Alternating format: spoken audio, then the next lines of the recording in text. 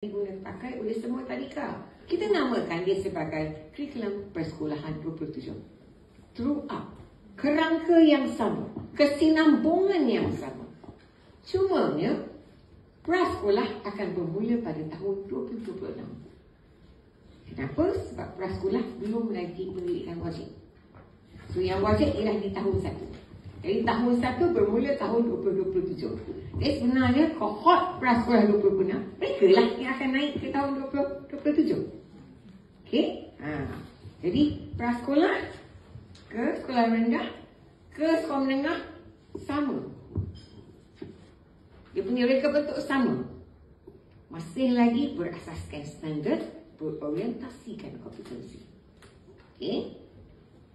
Dan untuk kurikulum prasekolah 2026 yang akan dilaksanakan pada 2026 ni, dia akan dipakai oleh semua tadika. Bukannya tadika di prasekolah PPM saja, tetapi juga tadika kemas, tadika perpaduan dan juga semua tadika swasta yang berdaftar dengan KPM. Ya, jadi menggunakan kurikulum yang sama.